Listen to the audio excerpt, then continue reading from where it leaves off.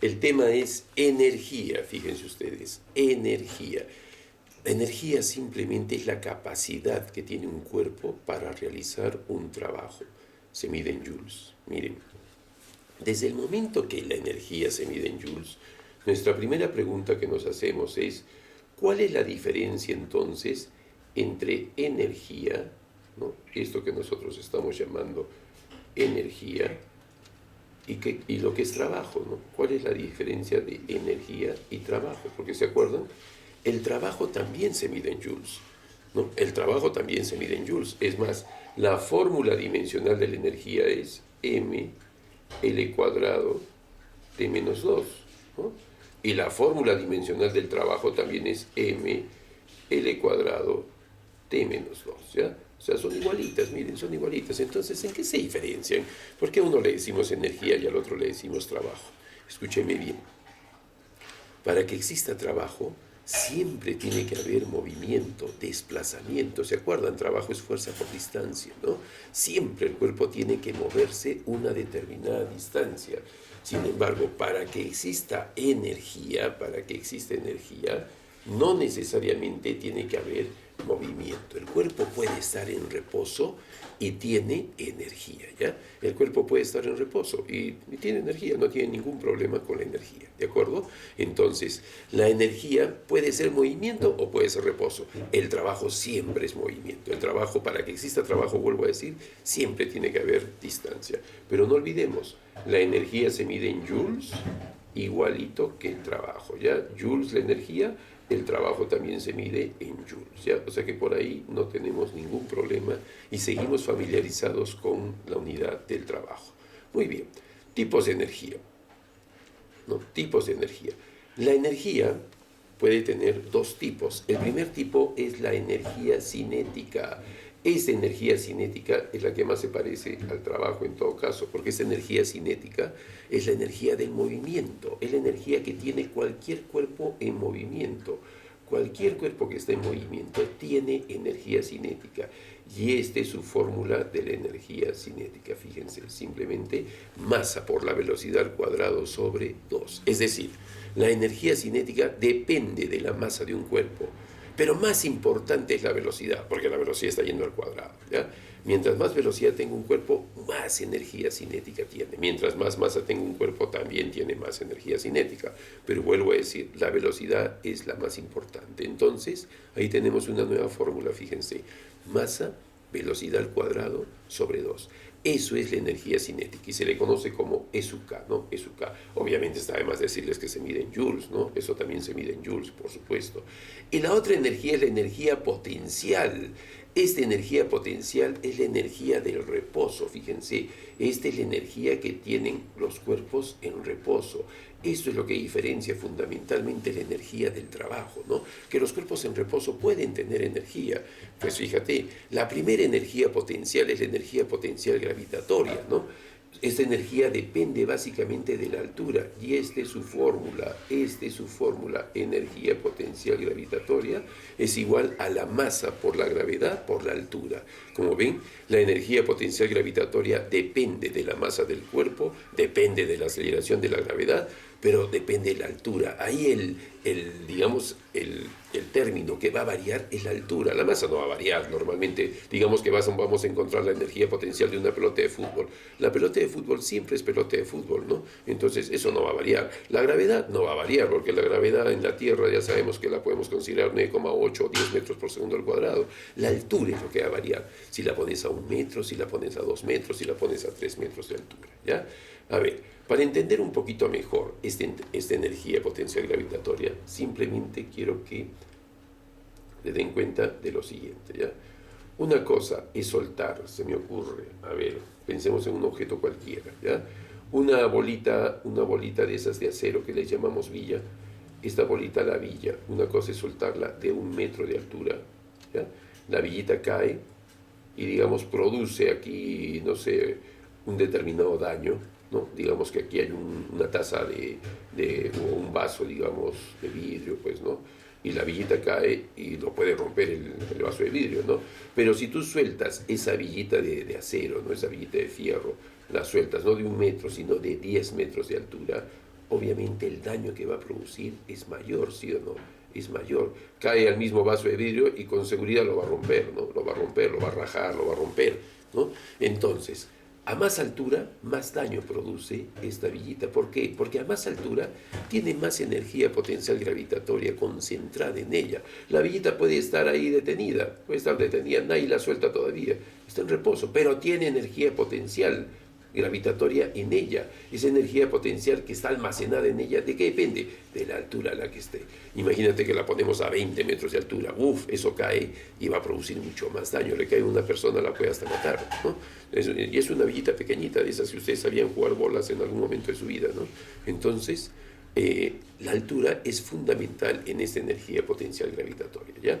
Y luego tenemos la energía potencial elástica, como su nombre lo dice. Esta es propia de los cuerpos elásticos, sobre todo de los resortes. Nosotros con los cuerpos elásticos que vamos a trabajar son los resortes, ¿ya? Entonces aquí la energía potencial elástica es simplemente K por x cuadrado sobre 2. Es la otra formulita, ¿no?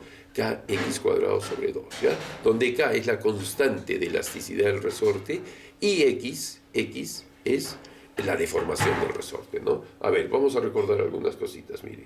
¿Se acuerdan que si aquí tenemos un techo, aquí cuelga, digamos, un determinado resorte? Este resorte ahorita está así, normal, no ha pasado nada, nadie le ha hecho nada. Pero ¿qué pasa si ese resorte lo estiramos? Aplicamos una fuerza hacia abajo y lo estiramos. O sea, digamos que se estira, hasta ahí se estira, mira, hasta ahí se estiró el resorte. Aquí le hemos aplicado una fuerza, ¿no? Alguien jaló el resorte hacia abajo, ¿ya? Pues bien, fíjate, mira todo lo que el resorte se ha deformado. Eso es lo que ha crecido, por decir el resorte. Eso que crece, eso le llamamos X, ¿ya? Eso es X, listo. Eso es X. Y el resorte, por su propia naturaleza, por el material que está hecho, ¿no? Ya saben ustedes que todo resorte tiene una constante K, ¿no? Tiene una constante K que es propia del resorte, ¿no? Entonces, esos son los términos que aparecen en la energía potencial elástica, ¿ya? Kx cuadrado sobre 2. Como ves, la energía potencial elástica depende más de la deformación, o sea, de X, ¿no? Ahora, así como le explicamos hace un momento, este resorte tú lo comprimes. Ahí ahorita está tú lo estiras este resorte. Ahí ahorita, así como está en reposo, pero tiene almacenada energía potencial elástica. Tú estás haciendo fuerza hacia abajo, pero si tú sueltas, ¿qué va a pasar con este resorte? Va a ir bruscamente hacia arriba y va a recuperar su forma original, ¿sí o no? Es como una liga, ¿no? Tú la liga la estiras, y cuando sueltas la liga, ¿qué pasa con la liguita? Sale con mucha fuerza, y si delante hay una persona, por ejemplo, le cae a esa persona y la va a fastidiar, pues porque duele, ¿no? Y a veces hacemos bromas así nosotros, ¿no? Esa es la energía potencial elástica, energía que está concentrada, ¿ya? Entonces, resumiendo, nosotros podemos decir que la energía mecánica total es la energía simplemente que viene a ser la suma de la cinética más la potencial gravitatoria más la potencial elástica, ¿ya? Es decir, en el fondo solamente hay dos energías, pero la ponemos como que si fuesen tres porque hay dos potenciales, ¿no?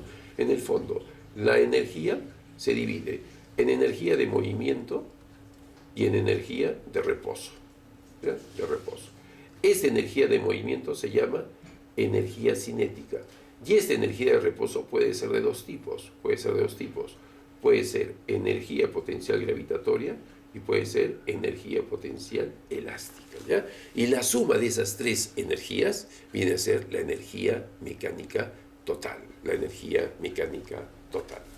Este término que voy a poner aquí, las fuerzas conservativas y las fuerzas no conservativas, en realidad es algo referencial, ¿no? Nosotros no vamos a meternos a fondo con este concepto, pero lo que les he puesto ahí es más que suficiente para que ustedes lo entiendan. Miren, fuerzas conservativas son aquellas que el trabajo que realizan no depende de la trayectoria, no depende de la trayectoria. Por ejemplo, el peso, ¿ya? Por ejemplo, el peso.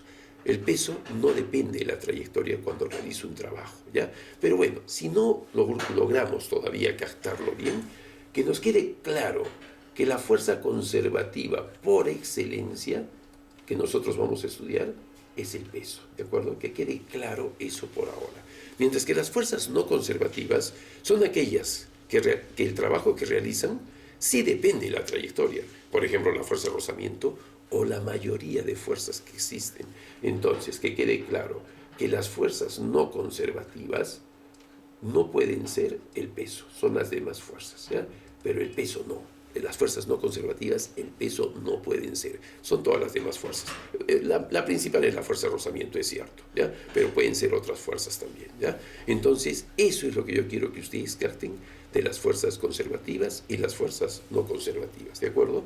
Entonces, fuerzas conservativas, por ejemplo, una fuerza conservativa es el peso, y las fuerzas no conservativas, una fuerza no conservativa, por ejemplo, es el rozamiento. Pero el peso no está ahí, el peso no está en esa categoría de fuerzas no conservativas, ¿ya?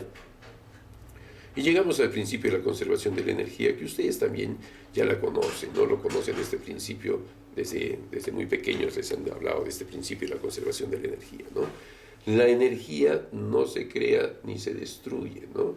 Solo se transforma, ¿ya? La energía no se crea ni se destruye, solo se transforma.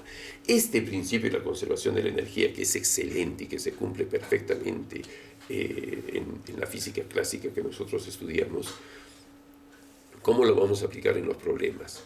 Miren, si las fuerzas son conservativas, ¿ya? Si las fuerzas son conservativas, ¿ya?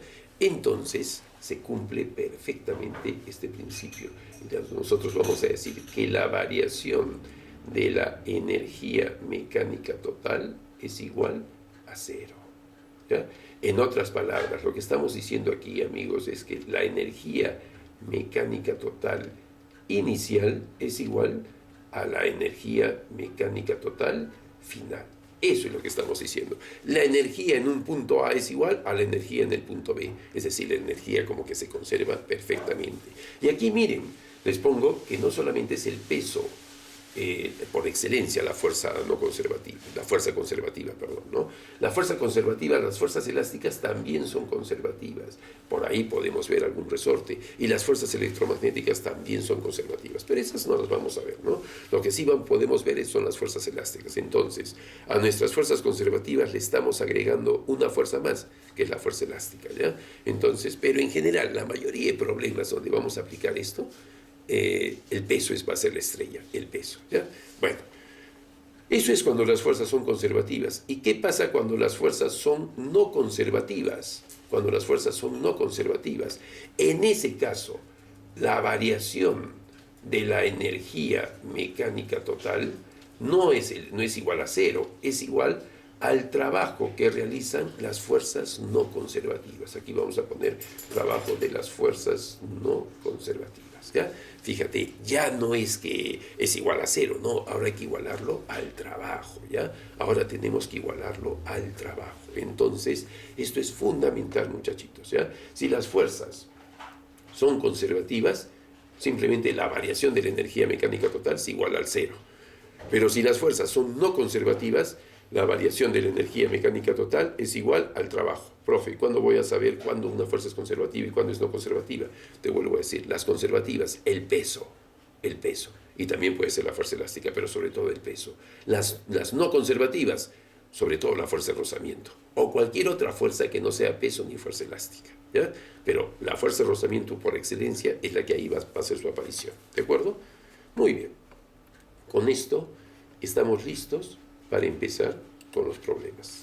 Entonces, esto ha sido la teoría, pero la teoría es importante, ¿ya? Hay que saber la teoría, hay que entender la teoría un poquito para poder realizar mejor los problemas, ¿sí?